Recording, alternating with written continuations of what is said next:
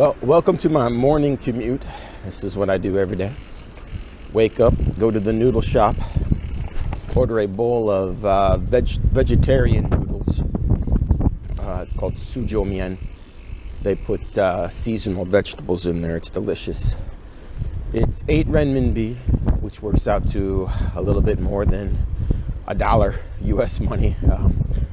It's just an amazing value. I couldn't imagine anywhere in America getting a meal that good for $1. It's delicious. You know, when I first came to China, it was so strange to learn that noodles were a breakfast food and that many of the noodle shops will close at lunchtime and dinner time, because I always thought of noodles as like a lunch or dinner thing. But now I love eating noodles for breakfast. In fact, I prefer it.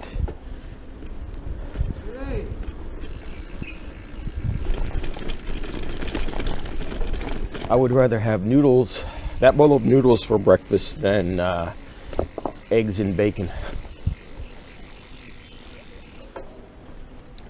So this is on YouTube now, so I will be doing these videos for both Chinese and American people. Chinese that are able to use a VPN, people that I know in China.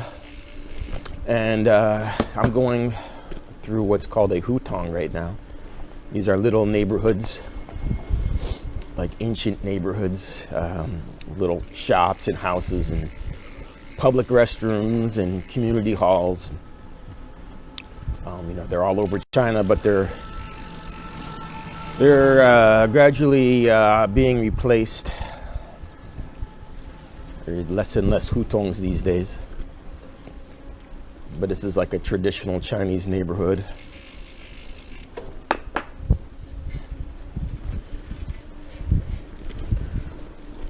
My commute, my ride to work, always starts this way. It starts the same, but now from this point on, depending on how the traffic and the lights go, my route can change a few different ways. I'll probably try and force it into the interesting route.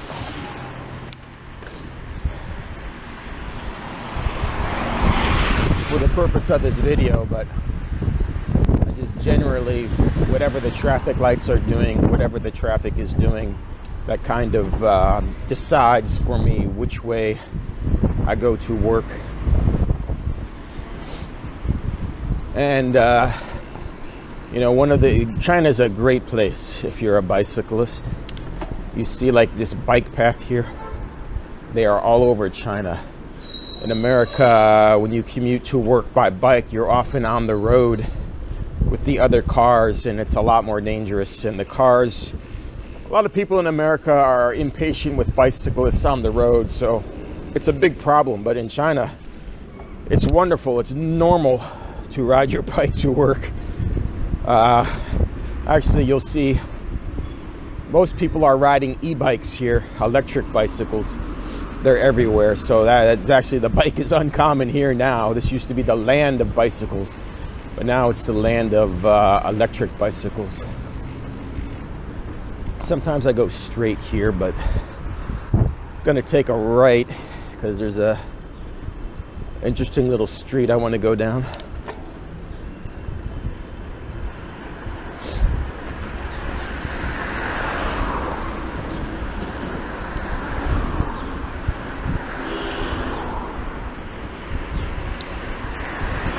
So Christmas, bah humbug.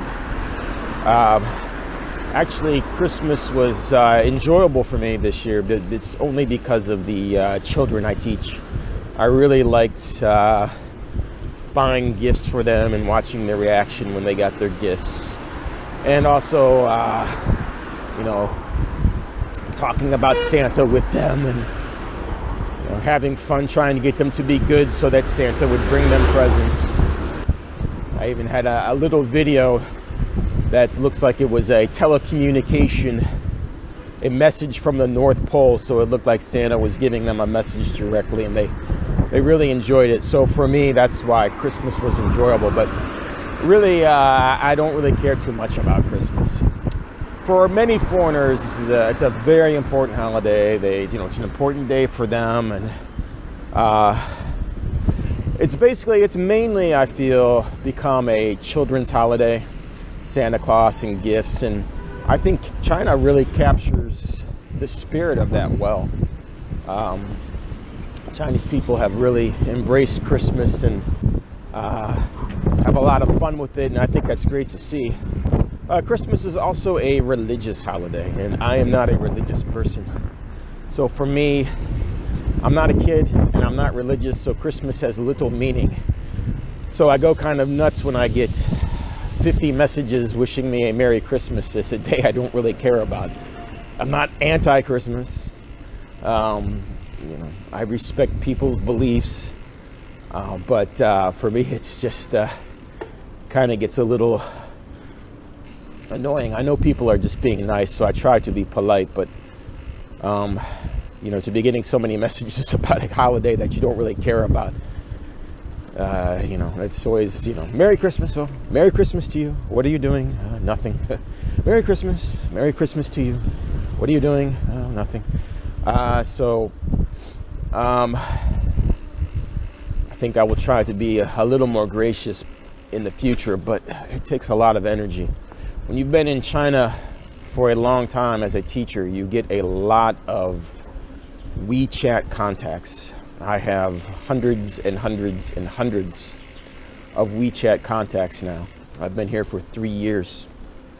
And so as a foreigner in China, when there's a Western holiday, of course, they want to be nice and wish you a Merry Christmas or a Happy Thanksgiving or Happy New Year, whatever it is. And it's a nice gesture, but it can get a little overwhelming because I think many people don't realize just how many contacts we have on our phones and how many people message us.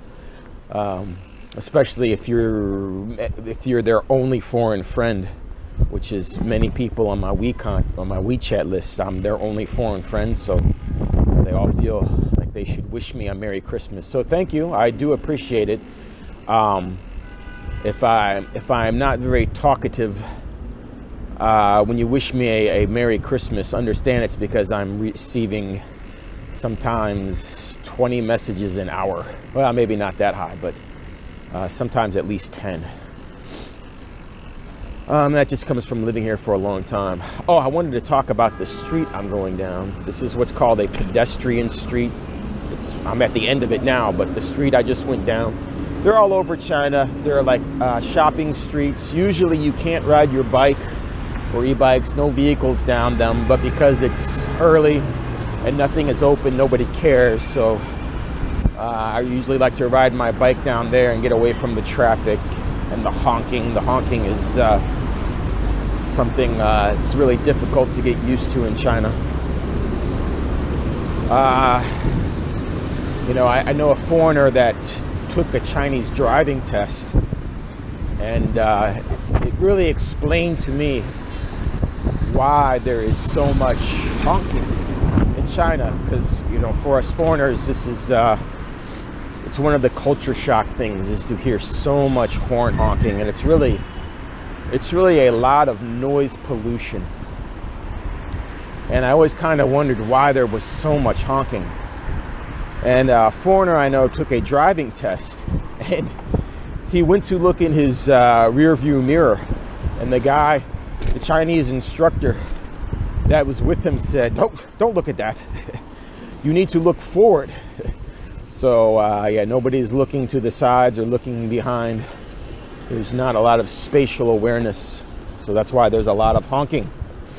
And there's lots of things I prefer about China, but the looking forward and not looking around you and behind you is something that drives me crazy, mainly because it's not safe, but also this is why we have the honking. and there's too much honking, and it's just a lot of noise pollution.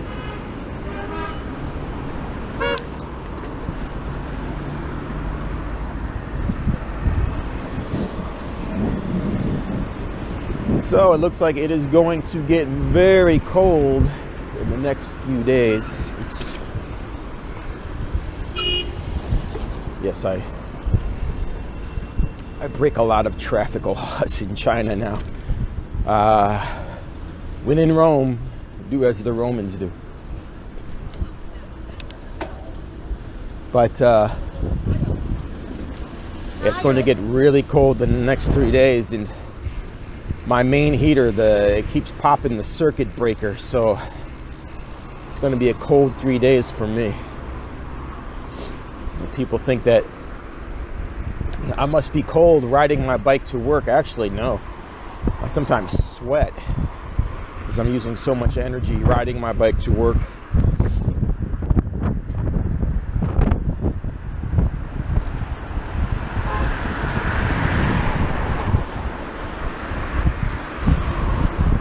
Bought a new piece of camera equipment called a gimbal. It basically stabilizes video footage. It's good for like walking around. So I'm thinking I might start making more videos. A lot of it will depend on if I can get any kind of reaction or interest on putting them on YouTube. I had been putting them on Yoku, but basically Yoku sucks. Oops, let me get lost. That's the mistake I made last time. Yoku sucks. You can't avoid the ads on it. The video quality is terrible.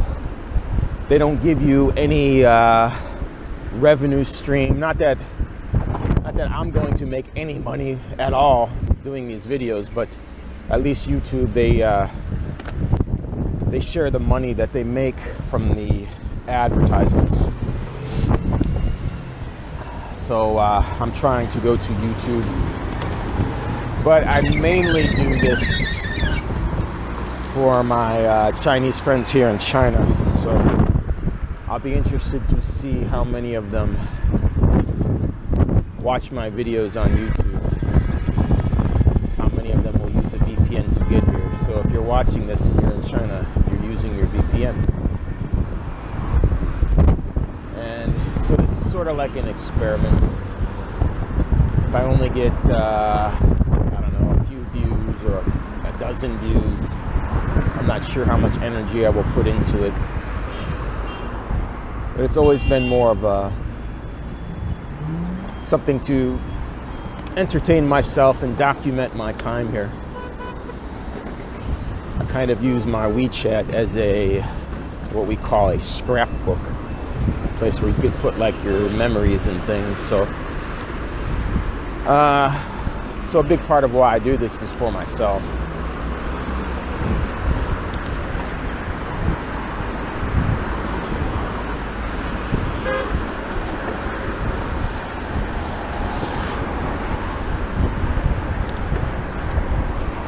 So I'm really looking forward to the holiday break coming up. Very, very excited about it. Gonna travel and have some fun. I'm going to Japan. I'll be in Tokyo for about 4 days, 4 or 5. Then I'll be flying to Hong Kong, and I'll probably spend, I don't know, maybe 4 or 5, maybe a week in Hong Kong. Then I'll go to Shenzhen, and then maybe Macau, maybe Guangzhou, maybe Sanya, maybe Vietnam. I don't know. I haven't really decided where I'll go after that. Right now, I've only got tickets to Japan and Hong Kong. So if anybody has cool ideas, let me know. A lot of people have told me that Sanya's a bit overrated. I shouldn't waste my time with it. So I probably will skip Sanya. Even though I'd like to see it, it looks like a cool place to rent a bike and do some long distance biking. I've even thought about getting a suitcase for my bike and traveling with it, but it's just going to be too much trouble.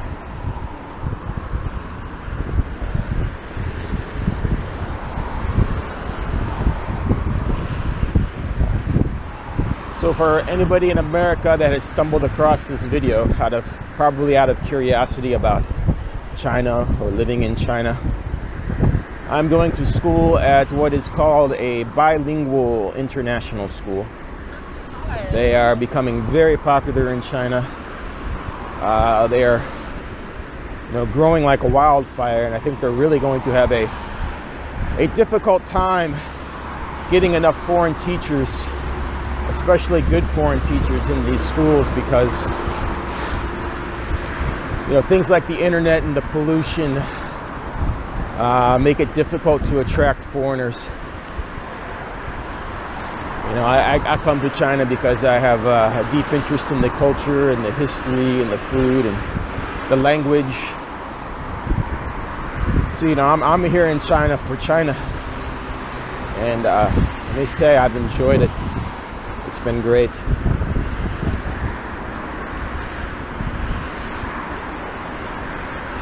But there's two types of international schools. There's like the traditional international school, which is basically a school for foreigners, foreign workers, bring their children to those schools. And those are pretty much the top paying teaching jobs in China. And then there's probably the next tier is the bilingual international school, and this is where it's an international school for locals, for Chinese people, and they get a lot of their curriculum in English. They have English lessons. I teach them science in English, phonics. After teaching phonics, I really realized how important a subject it is. When I first realized I would be teaching phonics, I thought, oh God, that's going to be terrible. But actually, phonics is so important for learning English. Once I realized that and really embraced it, I got my kids reading pretty fast. They're even writing sentences now in first grade. Considering just a few months ago, many of them couldn't even tell you what an apple was. It's really good progress, I feel. So I've been very happy with the way things have gone with my class here at the school. It wasn't always like that. At the beginning of the year, oh my God, I thought, what did I get myself into? They're out of control. They don't listen. They were really just really stressful to try to get them to behave. But boy, they have gotten better and better and better. A lot of it is due to my co-teacher. At a bilingual international school, I'm what's called a homeroom teacher. So I have a class that is predominantly mine throughout the day. What I mean is that's the class that I'm in for the whole day, but I do teach two other classes, and those kids are great also. But really, it's the Chinese teachers class. You have two homeroom teachers, the foreigner and the Chinese teacher, and she's really done a good job getting these children to behave. The credit goes to her, not me. If it was just me, it would still be a chaotic mess in there. But she's done a really good job, because we were both going crazy in the beginning, figuring out what can we do to get them in line. How can we get them to behave, pay attention in class? And slowly but surely it's happened. So it's been pretty good now. Now I really like these kids. They're wonderful. Really look forward to seeing them every day. I think the feeling's mutual. They seem to really like us too. So things have gotten very good there as far as that goes. I still feel there's at these bilingual international schools, there is a ton of extracurricular activities, little shows and events and festivals and meetings and demonstrations and tour groups and public lessons and lessons to show the parents and meetings and meetings and meetings, especially for the Chinese teachers. There is a lot of extra BS that I'm not a fan of, but it's just something you have to deal with.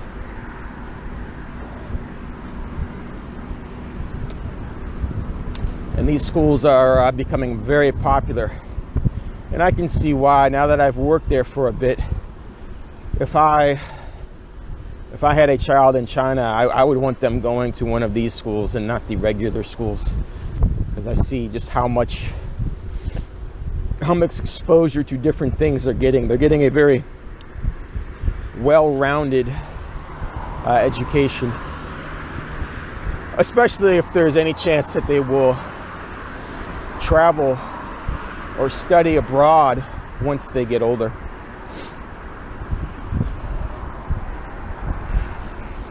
There was a newspaper article saying the government wanted to limit the number of these schools because they felt that they were worried that it was going to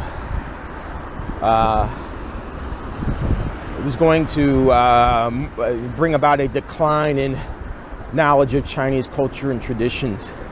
But I can tell you, I wouldn't worry about that at all.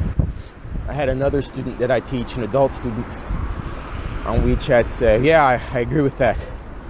These international schools are just giving them too much of a Western perspective, and they're losing their Chinese heritage. But let me tell you, that is not the case. There's Chinese culture festivals. There's all kinds of rooms dedicated to Chinese culture.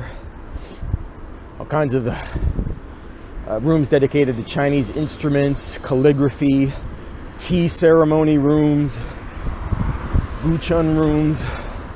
These are like that's like the table guitar that they play in China. All throughout the walls, there's references to Chinese history and ancient Chinese scholars and philosophers. So I personally think they're getting a very well-rounded education, because it's good to have also exposure to Western ideas and Western methods. I do a lot of teamwork and activity-related things, stuff called whole brain teaching, which is getting them active and moving. And they really seem to enjoy it, because a lot of the Chinese style of teaching is just, repeat. And I can imagine that gets a little boring for them. So they seem to really enjoy a lot of the Western style of teaching. And it seems to be effective. I mean, at times I've been very frustrated with them not remembering things and learning things, but when I think back to the first day and where we are now, wow, we have really made a big improvement. They're writing sentences now. They're reading little books now in first grade. English books as a second language. So I think we've done well.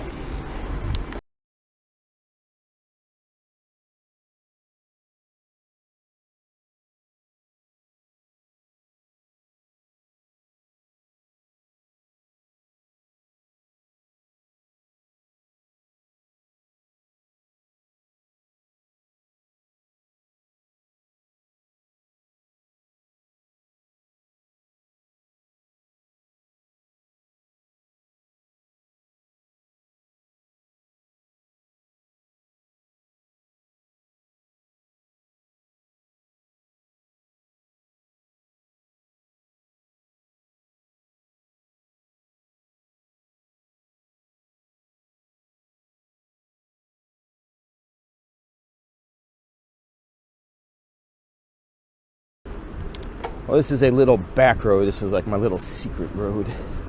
I like to take to get to the school. There's a main road off to my left about maybe half a kilometer. But I like to take this road to avoid the traffic. So right along this little river and all of this wonderful construction. There's always construction going on in China. This is one of the reasons why the GDP figures are so high in China, is because they do a lot of construction, and a lot of it is unnecessary. Like this highway here, a lot of people in the town I live in a little town. Well, little by China standards. Actually, it would be a pretty big city in America. But they tell me this highway is just unnecessary. A lot of big, tall buildings for apartment buildings built that have nobody living in them, because this is how people save money in China. There's really no place to put your money. So they all buy houses. That's a way to save money. And this is why, even though it looks like it would be a property bubble to anybody in the West, this is why this property bubble has not popped and may not pop, is because, well, there's no place else to put the money, so it just stays in the housing market. But a lot of wealthy Chinese are trying to get their money out of China, and it's causing problems for me, because now the banks are making it difficult to transfer money out of China. So I have to start researching Bitcoin and find ways to transfer money back to my American banking account. Also, another thing that's worrying me is the dropping value of the renminbi. So if I had transferred my money earlier, you know, it'd be worth a lot more in my American bank account than if I transfer it now. And just because I'm transferring money, that doesn't mean that, oh, he's leaving China. No, not at all. I have nothing against America. America is a great place. It's a great place to live. Lots of great things about it. But for me, this is just more interesting for me to be here. It's a lot more fun. There's a lot more travel opportunities throughout Southeast Asia. You know, I was in America all my life. I've been to almost every state. I think I've been to 47 out of the 50 states. So for me, there's not a whole lot of mystery left there. It's not as interesting for me. But I still, you know, you never know what could happen in the future. So I still want to have, you know, some of my money in my American bank account.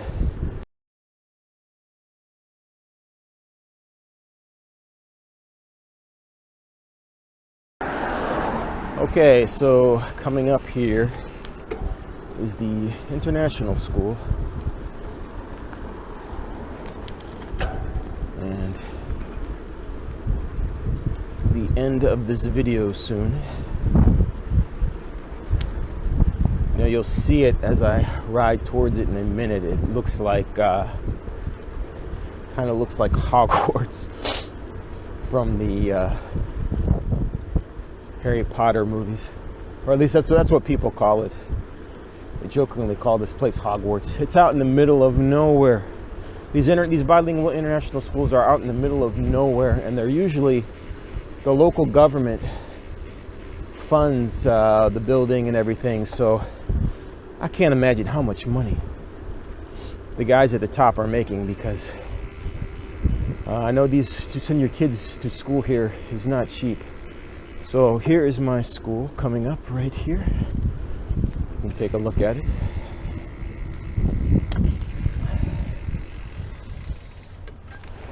Stop and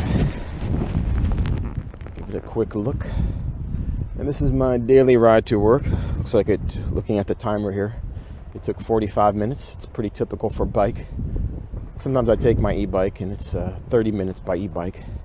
By bus, it's over an hour, so I really hate to take the bus. But it rains a lot here, so sometimes I have to take the bus.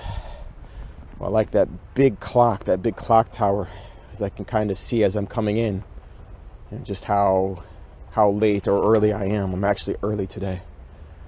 I usually like to get here about 5 or 10 minutes before 8. It's 15 before 8, so I'm a little early. But anyways, that's my commute. So please, if you actually made it this far, leave a comment for me. Also leave comments either here or on my WeChat about questions you have, things you want to hear me talk about. I'm not too hopeful about getting a lot of views. I get about 80 views on Yoku, but Yoku is just a pain. So I thought I would try this, see how it goes. If I get like 5 views, I don't know that I'll bother with it in the future, but we'll see. So everybody have a good day, and bye.